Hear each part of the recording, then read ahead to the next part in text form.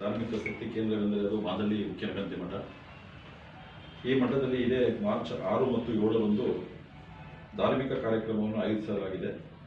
ಸುಮಾರು 1000 ವರ್ಷ ಇತಿಹಾಸವುಳ್ಳ ಮಠ, ಅದೆಲ್ಲರಿಗೂ ತಮ್ಮ ಗಮನಕ್ಕಿದೆ ಅಂತ ನಾವು ಕೂಡ ಅಂದ್ಕೊಂಡಿದ್ದೀನಿ. ಆ ಮಠದ ಅನೇಕ ನವೀಕೃತ ಕಟ್ಟಡಗಳ ಉದ್ಘಾಟನೆ ನಡೆಯಲಿದೆ.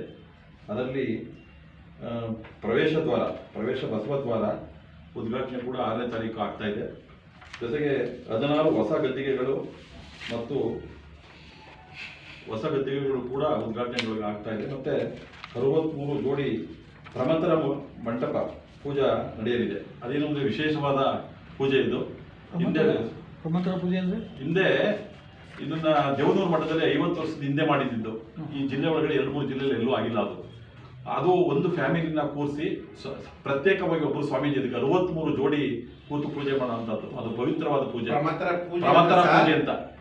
ನಮ್ಮ ತಾಲೂಕಿನ ಏಳಿಗೆಗೆ ಮತ್ತೆ ಎಲ್ಲಾ ಸಮಾಜಕ್ಕೆ ಸರ್ವಧರ್ಮಕ್ಕೂ ಒಳ್ಳೇದಾಗ್ಲಿ ಅನ್ನೋದಕ್ಕೆ 63 ಜೋಡಿಗಳಿಗೆ 63 ಉತ್ತಮವಾದ ಸ್ವಾಮೀಜಿಗಳು, ಅಂದ್ರೆ ಪ್ರತಿ ಇಂಡಿವಿಜುವಲ್ ಒಬ್ಬೊಬ್ಬರು ಸ್ವಾಮೀಜಿ 63 ಜೋಡಿಗಳು, 63 ಆಲ್ ಓವರ್ ಕರ್ನಾಟಕ ಸ್ವಾಮೀಜಿ ಕರೆಸಿ ಮಳೆ ಬೆಳೆ ನಮ್ಮ ತಾಲೂಕು ನಮ್ಮ ರಾಜ್ಯಕ್ಕೆ ಚೆನ್ನಾಗಾಗ್ಲಿ. ಇಲ್ಲೆಲ್ಲೂ ಮಾಡಲ್ಲ. ಇಡೀ ಕರ್ನಾಟಕದಲ್ಲಿ 3 ವರ್ಷ 5 ವರ್ಷಕ್ಕೆ ಒಂದು ಮಠ ಮಾತ್ರ ಮಾಡುತ್ತೆ. ಅದು ಈ ಬಾರಿ ನಮ್ಮ ಭಾಗ್ಯ, ನಮ್ಮ ಮಠದಲ್ಲಿ ಮಾದಳ್ಳಿ ಮಠದಲ್ಲಿ ಮಾಡ್ತಾ ಇದ್ದೀವಿ. ಹಾಗೆ ಅಂದ್ರೆ ಒಂದು ಪೇರ್ನ ಕೂರಿಸಿ ಒಬ್ಬರು ಸ್ವಾಮೀಜಿ ಅದಕ್ಕೆ ಏನು ಹೋಮಗಳ ಆತರ ಪೂಜೆ, ಅದು ಲಿಂಗು ಪೂಜೆ, ಪಾದ ಪೂಜೆ. ಇಂಥ ಕಾರ್ಯಕ್ರಮದಲ್ಲಿ ನಾಡಿನ ವಿವಿಧ ಭಾಗದ ಮಠಾಧಿಪತಿಗಳು ಆಗಮಿಸ್ತಾ ಇದ್ದಾರೆ. ಅದರಲ್ಲಿ 6ನೇ ತಾರೀಕು ಖಂಡೋತ್ಸವ ಇದೆ. ಖಂಡೋತ್ಸವ ನಮ್ಮ ಮಠದ ಆವರಣದಲ್ಲಿ ಖಂಡೋತ್ಸವ ಇದೆ. ಹಾಗೆ ಬೆಳಗ್ಗೆ 9:30ಕ್ಕೆ ಕಳಸಾರೋಹಣ ಹಾಗೂ ಕುಂಭಾಭಿಷೇಕ, ಸಂಜೆ 7 ಗಂಟೆಗೆ ಶಿವದೀಕ್ಷೆ, ಲಿಂಗ ದೀಕ್ಷೆ. ಯಾರು ಬಂದರೂ ಕೂಡ ಶಿವದೀಕ್ಷೆ, ಲಿಂಗ ದೀಕ್ಷೆ. ಅದೇನು ಬರೀ ಸೀಮಿತವಾಗಿಲ್ಲ, ಅದು ಯಾರು ಬಂದರೂ ಕೂಡ ಅದು ಲಿಂಗ ದೀಕ್ಷೆ ಮತ್ತು ಶಿವದೀಕ್ಷೆ ಕೂಡ ಅದನ್ನು ಮಾಡ್ತಾ ಇದ್ದೀವಿ. ಜೊತೆಗೆ ಬೆಳಗ್ಗೆ 10:30ಕ್ಕೆ ಜಗದ್ಗುರು ಸುತ್ತೂರು ಶಿವರಾತ್ರಿ ದೇಶಿಕೇಂದ್ರ ಸ್ವಾಮೀಜಿಯವರ ನೇತೃತ್ವದಲ್ಲಿ ಧಾರ್ಮಿಕ ಸಭೆ ಪ್ರಾರಂಭವಾಗ್ತಾ ಇದೆ. ಅದಕ್ಕೆ ವಿಶೇಷವಾಗಿ ಅವತ್ತು 6ನೇ ತಾರೀಕು ನಮಗೆ ವಿಜಯಶಂಕರ್ ಅವರು, ರಾಜ್ಯಪಾಲರು ಕೂಡ ಬರ್ತಾ ಇದ್ದಾರೆ. ಜೊತೆಗೆ ಕುಮಾರಸ್ವಾಮಿ ಅವರು, HD ಕುಮಾರಸ್ವಾಮಿ ಅವರು ಸಭಾಂಗಣದ ಲೋಕಾರ್ಪಣೆ ಮಾಡ್ತಾ ಇದ್ದಾರೆ ಅವರು.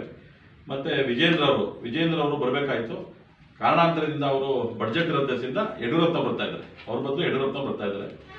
ಮತ್ತೆ ಹಾಗೆ ಲಕ್ಷ್ಮೀ ಹೆಬ್ಬಾಳ್ಕರು, ಮತ್ತೆ ನಮ್ಮ ಶಾಸಕರು, ನಮ್ಮ ತಾಲೂಕಿನ ಶಾಸಕರು ಹರೀಶ್ ಗೌಡ್ರು, ಮತ್ತೆ ನಮ್ಮ ಮಾಜಿ ಶಾಸಕರಾದ ಮಂಜುನಾಥ್ ಅವರು ಕೂಡ ಆ ಸಭೆಯಲ್ಲಿ ಇರ್ತಾರೆ. ಮತ್ತೆ ಶಂಕರ್ ಬಿದರಿ ಅವರು, ನಮ್ಮ ರಾಜ್ಯದ ಅಖಿಲ ಭಾರತ ವೀರಶೈವ ಸಮಾಜದ ರಾಜ್ಯ ಘಟಕದ ಅಧ್ಯಕ್ಷರು, ಅವರು ಕೂಡ ಇರ್ತಾರೆ. ಮತ್ತೆ ನಮ್ಮ ಮಾಜಿ ಸಚಿವರು ಮತ್ತೆ ಹಾಲಿ MLC ವಿಶ್ವನಾಥ್ ಅವರು ಕೂಡ ಇರ್ತಾರೆ. ಹಾಗೆ ನಮ್ಮ MLCಗಳು ಎಲ್ಲರೂ ಕೂಡ ಶ್ರೀವತ್ಸ ಇರ್ಬೋದು, ಶ್ರೀವತ್ಸ ಶಾಸಕರು, ವಿವೇಕಾನಂದ ಮತ್ತೆ ಮಂಜೇಗೌಡರು, ಸಾರಾಮಹೇಶ್ವರು ಕೂಡ ಆ ಸಭೆಯಲ್ಲಿ ಪಾಲ್ಗೊಂಡಿರ್ತಾರೆ. ಹಾಗೆ 7ನೇ ತಾರೀಕು ನಮ್ಮ ಸುತ್ತೂರು ಶಿವರಾತ್ರಿ ದೇಶಿಕೇಂದ್ರ ಮಹಾಸ್ವಾಮೀಜಿಯವರ ದಿವ್ಯ ಸಾನ್ನಿಧ್ಯ ಮತ್ತು ಸಿದ್ಧಲಿಂಗ ಮಹಾಸ್ವಾಮಿಗಳ ದಿವ್ಯ ಸಾನ್ನಿಧ್ಯದಲ್ಲೂ ಕೂಡ ಧಾರ್ಮಿಕ ಸಭೆ 7ನೇ ತಾರೀಕು ಅಲ್ಲಿ. ಮತ್ತೆ ನಮ್ಮ ಈ ವಿವಿಧ ಸ್ವಾಮೀಜಿಗಳು ಕೂಡ ಇರ್ತಾರೆ. ನಮ್ಮ ರಾಜ್ಯದ ಮುಖ್ಯಮಂತ್ರಿಗಳು ಕೂಡ ಅವತ್ತು ಬರಬೇಕಾಯಿತು. ಕಾರಣಾಂತರದಿಂದ ಅವರು ಬಡ್ಜೆಟ್ ರದ್ದಿಸಿಂದ ಸ್ವಲ್ಪ ಇನ್ನೂ ಕೂಡ ಅದು ಫೈನಲ್ ಏನಾಗಿಲ್ಲ. ಅದರಿಂದ ಅದೊಂದು ಸ್ವಲ್ಪ ಅನುಮಾನ ಇದೆ ಅದರಲ್ಲಿ. ಮತ್ತೆ ನಮ್ಮ ಕೇಂದ್ರದ ಸಚಿವರಾದ ಸೋಮಣ್ಣವರು ಕೂಡ ಇರ್ತಾರೆ. ಮತ್ತೆ ಈಶ್ವರ್ ಖಂಡ್ರೆ ಅವರು, ನಮ್ಮ ಕೇಂದ್ರ ಸಮಿತಿಯ ಅಖಿಲ ಭಾರತ ವೀರಶೈವ ಮಹಾಸಭಾದ ಕೇಂದ್ರ ಸಮಿತಿಯ ಅಧ್ಯಕ್ಷರು ಈಶ್ವರ್ ಖಂಡ್ರೆ ಅವರು ಕೂಡ ಅವತ್ತು ಸಭೆಯಲ್ಲಿ ಇರ್ತಾರೆ. ಮತ್ತೆ ನಮ್ಮ ಜಿಲ್ಲಾ ಉಸ್ತುವಾರಿ ಸಚಿವರು ಮಾದೇವಪ್ಪನವರು ಇರ್ತಾರೆ. ಹಾಗೆ ನಮ್ಮ ಲೋಕಸಭಾ ಸದಸ್ಯರಾದಂತಹ ಯದುವೀರು ಕೃಷ್ಣ ಚಾಮರಾಜ ಒಡೆಯವರು ಕೂಡ ಇರ್ತಾರೆ. ಮತ್ತೆ ನಮ್ಮ ಚಾಮರಾಜನಗರ ಜಿಲ್ಲಾ ಉಸ್ತುವಾರಿ ಸಚಿವರು, ನಮ್ಮ ಪಕ್ಕದ ತಾಲೂಕಿನ ಪ್ರಿಯಾಪಟ್ಟಣದ ವೆಂಕಟೇಶ್ ಅವರು ಕೂಡ ಅವತ್ತು ಆ ಸಭೆಯಲ್ಲಿ ಇರ್ತಾರೆ. ಮತ್ತೆ ನಮ್ಮ ಪಕ್ಕದ ಚಾಮುಂಡೇಶ್ವರಿ ಕ್ಷೇತ್ರದ ಶಾಸಕರಾದ JD ದೇವೇಗೌಡರು, ಹಾಗೆ ನಮ್ಮ ಗುಂಡ್ಲುಪೇಟೆ ಶಾಸಕರಾದಂಥ ಗಣೇಶ್ ಪ್ರಸಾದ್ ಅವರು ಕೂಡ ಇರ್ತಾರೆ. ಮತ್ತೆ ಈ ಕಾರ್ಯಕ್ರಮ ನಡೆಯುವುದು. ಈ ಕಾರ್ಯಕ್ರಮದಲ್ಲಿ ಸುಮಾರು 25ರಿಂದ 30,000 ಜನಕ್ಕೆ ನಾವು ಆಗಲೇ ದಾಸೋಹ ವ್ಯವಸ್ಥೆ ಕೂಡ ಕಲ್ಪಿಸಲಾಗಿದೆ. ಮತ್ತೆ ಬಂದವರಿಗೆಲ್ಲರೂ ಕೂಡ, ಬಂದಂಥ ಭಕ್ತರಿಗೆ ಏನೇನು ವ್ಯವಸ್ಥೆ ಬೇಕು ಅದೆಲ್ಲ ಈಗಾಗಲೇ ಪರಿಪೂರ್ಣವಾಗಿ ಅದನ್ನ ನಮ್ಮ ಶಾಂಬಾ ಸದಾಶಿವ ಮಹಾಸ್ವಾಮೀಜಿಗಳ ನೇತೃತ್ವದಲ್ಲಿ 2 ದಿನಗಳ ಸಭೆ ನಡೀತಾ ಇದೆ.